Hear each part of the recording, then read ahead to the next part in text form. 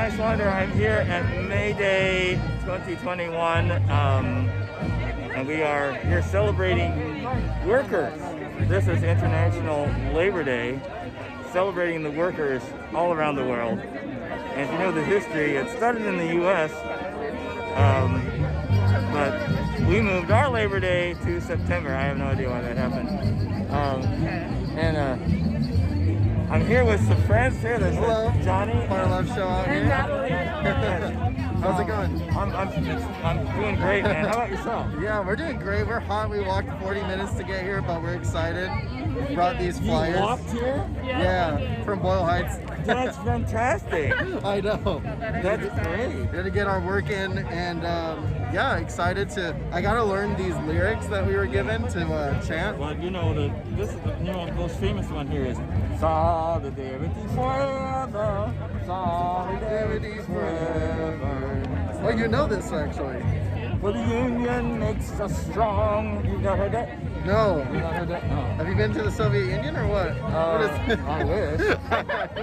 Well, I wish Russia, maybe not the Soviet Union. Yeah. Yeah, wait. So, where does this come from? Does it come from the Soviet Union? No, you know what? It's interesting you should say that. I actually have a book. It's a history book.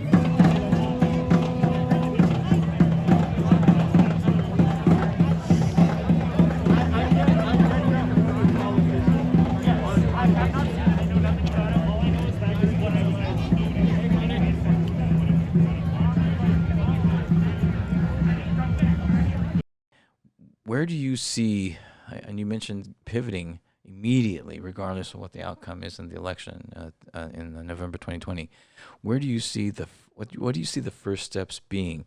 Do you see keeping the satellite offices for Bernie, keeping those open and doing similar kinds of things, except not working on an election anymore? What do you think? I mean, that's an excellent question. I mean, right now, the idea of a new party is still somewhat in the abstract. It's going to kind of become more and more concrete in people's minds as this election season plays out, the different twists and turns and the different scenarios that could play out. As they do, we'll get closer to kind of starting to concretize this idea. But for the sake of this discussion, I mean, to begin with, to set a date, a time, and a location for a conference, the purpose of which is to get these different components, these different organizations, and these different people and parties in the room to say, if we want to win, whether Sanders wins or loses, if we still want to fight for and win his platform, reforms that we desperately need, that the working class desperately needs, the best way to do that is to form a mass working class party. That's when we can fight with a full might as a class, right? And you see moments in history when we've won big reforms. We alluded to it earlier, right? And I think part of the kind of the illusion about wanting to transform the Democratic Party is based in I do believe a misunderstanding and a misreading of history and of the New Deal. The New Deal wasn't a bunch of Democrats sitting around puffing on cigars going, hey, what kind of giveaways can we give to the working class? It's been a rough go for them. Let's give them Social Security. Let's give them a works program. Let's build a dam or two. It was a coalition. I've gone over this. Richard Wolff has said on the show. I've said on the show. It was a coalition of socialists, communists, and the unions. Absolutely. It's an emergency. After a year and a half elected with a low voter turnout, French President Emmanuel Macron's policies dismantled many public structures, turning them over to private corporations, therefore creating more profits for the rich and less benefits for everyone else. On November 17, 2018, a call to peacefully protest was made, and to the surprise of the protesters themselves, tens of thousands of people went to the Paris streets to protest the hike in the diesel tax, which was the trigger event, the straw that broke the camel's back, so to speak. It is really a protest against the growing wealth inequality that had been developing over time. Since November, there have been hundreds of marches and protests in cities and towns organized on the weekends all around the country, and the Yellow Vest movement itself has expanded across Europe and even into Australia, Canada, Taiwan, and now the United States. There could be much more that we just don't even know about yet. In late January, the National Assembly of France, supported by the Senate there, passed the bill called the Anti-Breaker. As activist Roman Light said to a crowd in the city of Pau in the south of France, quote, to criminalize the right to demonstrate or at least to dissuade us by threatening us. He also said, this is an extremely serious infringement of one of our most cherished constitutional rights, which is our freedom to act. The primary focus with the growing number of people in France is the RIC. R-I-C stands for Referendum Initiated by the Citizens, which is the referendum idea itself. The term referendum is used across Europe and British Commonwealth countries to describe the legal constitutional mechanism that allows the people to create petitions on issues so that the majority votes on issues will be a more truly participatory kind of democracy. I'm going to be talking with Norm Davis about the Gilets jaunes movement, the Yellow Vests en anglais, and what we can do here in the USA with the constitutional process, referendums, proposals, measures, or something else. First of all, from the standpoint of French activist, organizer, and father Roman Light, who talks about RIC, Referendum Initiated by the Citizens, when I spoke to him in December 2018 from France. Referendum Initiative. Initiated by the citizens. So exactly, explain to us how that started and actually what that is. So, like in simple term, it's called a RIC, R-I-C. So Referendum Initiated by the Citizens. It's a terminology that already exists in many places in the world. Like in Australia, they call it the CIR, Citizen Initiated Referendum. There's many expression of it in many countries. I think even in California and in America, they have a form of a referendum, but it's not exactly like the core essence of the RIC is the capacity from citizens to trigger national referendum from their own initiatives. So that's right. That simple idea. So referendum is when you ask the rest of the population to vote for an idea. So normally we are electing people to make decisions on our behalf, but what is new with this idea is that we can keep people in power, like they can actually be elected and they can keep their seat and be parliament or senators or whatever. But we want to have the power, the constitutional power to express our opinion, not in a peaceful and protesting way, but to impose that legally to the power in place. So like so far, the only people upset or disagreeing with this idea are people who think that people will be stupid enough to make stupid things. But the truth is that we all have common sense. Why? Because normal people are directly exposed to the mistakes that they're doing. And when they do something stupid, they get consequences and they learn from that perspectives. But when we're starting to study how the elite is operating, like the elites are doing really stupid things, but they don't learn about it because they have nothing to lose, because it's always the population which is paying for them. And this is actually defining a psychotic behavior.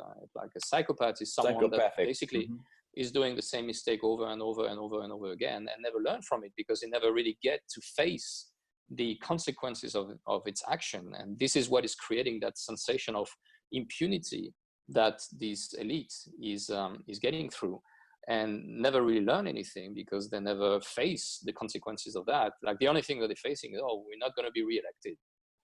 Like after years and years and years, and now they're getting into a point where whoever is not re-elected, they're going to find ways to recycle them into whatever businesses in the private and in the public. So those people are really starting to create that kind of of caste that is controlling the whole system.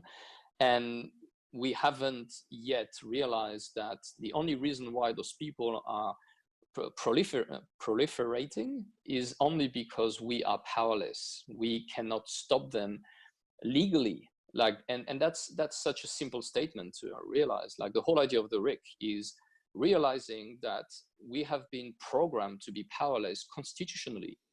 The fact that in the constitution, we, the people, doesn't have a legal tool to stop the people in power, to control them if we want to, is the reason why, no matter what we're going to do in the street, no matter how the Occupy, for example, movement were programmed to fail, is that they didn't make this analysis that if you're not changing the constitution and give the people the rights, the legal right to trigger a national referendum, then you will be condemned to be controlled by the people who just going to tell you what you have to do and what is good for you. And that's what the RIC is about. The RIC is about realizing that simple idea that we have been programmed to be powerless, not because we are powerless, because we are the power. We are the true power. The power doesn't come from the elite. The elite most of them couldn't even cook an egg, you know? Yeah, that's true. The true power is coming from us. We are the people making the value, creating exchange, producing value. And the fact that we do not have our word to say except going through our representatives says a lot about what we can do. All right. Well, this is Niswander. You're watching the Nowman show. As you can see from that intro, that's one of the things, if not the main thing we're going to be talking about today. And my guest is Norman Davis, coming back to the Nowman show from the show Truth Noir. Thank you for coming back, Norm. It's always a pleasure, Yeah, man. Thanks. Likewise. Of course, we got a lot to get into, so let's talk about this. Yeah, man. Yellow vest is, as you can see, I've got mine on. Yeah, you know, I wear mine on my heart. You know, I was going to say, where's yours? it keeps the police from messing with me as much. Well, exactly. Well, yeah, exactly. But you know, this is the workers, though. This is the sign of the working class. I mean, you see it everywhere. You know, everywhere. You see it at the metro stations. You see it at construction sites. You see, you know, city workers that that have to do things outside. Well, and you see homeless people that have nothing more than a bicycle to their name, and maybe what they can carry on their back, wearing these because they want to be seen in the streets so that cars don't hit them. Like, This is a fairly universal thing, from the bottom up to the higher end working class people. I mean, it's a powerful statement when people take this up to protest their government instead of just wearing it to perform their job or whatever practical things they're trying to do in their life. Exactly, and 99% plus of the people are peaceful, and they're just marching. So, of course, that kind of stuff's kind of boring to watch on TV. Right. But some, I mean, if you look at the right outlets online or whatever, you will see the behind the scenes, what's really going on, where the majority of the people actually are, just marching peacefully and to make a statement with all these thousands of yellow vests, Yeah. and it's all across the country. So one of the things I liked about connecting with Roman Light was he points out the emphasis of the referendum, and he said one of the things that he does when he goes out and marches is that if you write RIC on the back of the vest, you see it? See it? Okay. You write RIC on the back of the vest, then that's the people that you want to look for. Okay. You know what I mean? Because they're not just there because of a specific issue, whatever that might be, which is all important. It's just that if you want to talk to somebody who understands that we don't have the power, and if you want to change all these issues, you got to have the power. So we need something that is already in the Constitution to use, right? To let our representatives know that we truly want to have participatory democracy, which means if we feel strongly about a particular issue, we want to have a referendum and vote on it. Sure. You know what I mean? So it isn't just saying, that I'm, pro-immigration or anti-immigration, or it isn't about Yeah, it's any of these just issues yet. overall, we should be able to propose an idea Right. and have it voted on within the year, Right, or something, or less. In Switzerland it's less than that. So, and if you don't like the outcome, and that's one of the things I wanted to talk about is that we discussed that let's say you have 70% of the registered voters have to vote on whatever this issue is, and I think you get 1% of the citizens' signatures for like a petition or on a petition or something like that, right? And then that goes to a national vote, right? And then it's 70% of the registered voters have to vote on it, and then let's say it's a question like, let's do with one that's here, Green New Deal. Do you want the Green New Deal, right? And you can look at the legislation. So say you review that, you take the time to review the whole thing, right? And then you have a referendum that says, okay, the question is yes, no, or I don't know. So let's say 70% of the registered voters vote on it, and there's 30 to 40% of the people say, well, I don't know. I read it all, I don't know. Well, that means you don't have a conclusion, right? So you have to go back and maybe Ocasio-Cortez and others would go back and they would redo something, right? Then they would put it out for a vote to the people again. Then once you get that majority, then it becomes law. Yeah. That's what participatory democracy should be. So that's what he's talking about. That's an example. I wanted to show another clip of what I feel that my focus is, and I think it's his focus too as well. Even before you get to the law, you have to just basically care about people. Period. It helps, right? Yeah. Like why not? So this clip, and then we can get into more conversation. Sure. Is really basically about compassion. This is Roman Light and I talking about compassion. I concur with you on the right-left thing. It's so much more fundamental than that. I think we really need to focus on compassion and just the whole of our global society. But when you have a lot of people who don't understand basic compassion and what that means, just that basic common sense understandings we've talked about, and you put them in the democratic process, it's not going to work, right? There has to be, people have to understand compassion and feel compassion and put compassion ahead of everything else.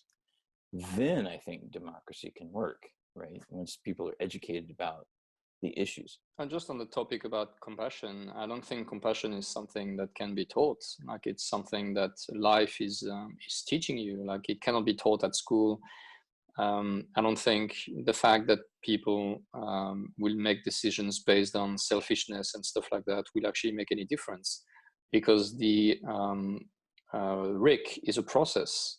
It is the same process that we all been through when we had to leave the house and stop believing that the parents which are there to take care of us have all the answers about what is good for us. Like, we had to make that decision ourselves, leave that place that we call home, because like those parents were doing this for our own good. They were there to educate us and give us what we need to hear and what we need to do. But until we make that decision to get that power back and make that decision on our own behalf, then those people will not give it back to us. So it's time for us to rise as an adult and becoming politically powerful and becoming capable of making our own decisions and learn from the mistakes we're going to make, because we're not all wise and we are all making mistakes every day. And it's the only process that nature put in place to teach us how to grow.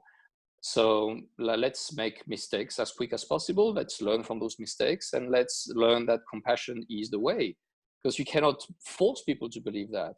They will have to learn from themselves. Like all the people who tell me, like, why are you not using your guns and shoot the cops who are beating you up? And like, you know what? Because those people are parents like us.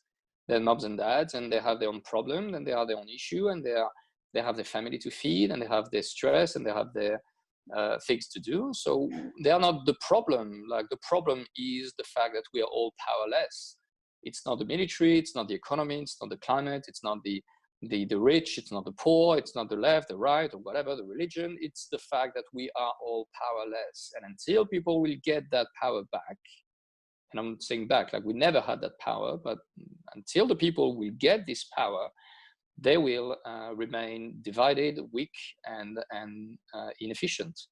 So the whole idea is not about being perfect and wise straight away. The whole idea is to be willing to grow and come from that teenage space into this adult space and learn, because life is all about that. It's all about making experience, learning, and readjusting. All right. So basically bringing it down to the most fundamental thing, and that is, caring about each other, right? Because it started on the wealth inequality thing, which people began to see more and more clearly. But there's all these other issues too, that are important. But we can change all these things and have real participatory democracy with, a referendum or with, something of that equivalent. Yeah. So, because, everybody in France is required to have a yellow vest in their car. So it was really easy to say, just go to your car, get your yellow vest, and we'll see you on the Champs-Élysées or whatever, Yeah, we'll see you on the streets. Yeah. Well, and it was one of those things that I think people, and especially in America, this is true, like to make fun of the French as being weak, and as the Simpsons line so famously said, you guys are, I think it was Willie the groundskeeper called them a bunch of like cheese-eating surrender monkeys or something like that. And it made me laugh as a kid.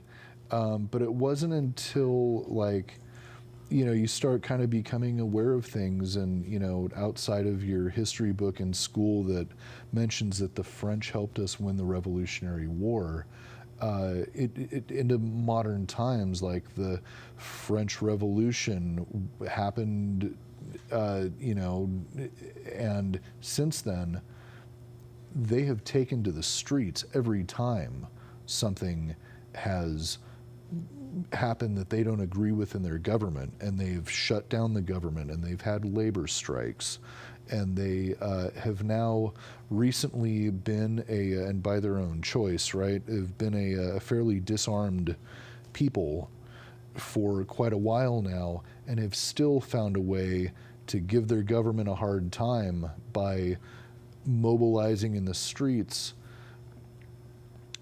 without violence, without the ability to overtake their government by force of arms or whatever, because they don't have guns. That's right. Just by being out there in the streets protesting and shutting down their government.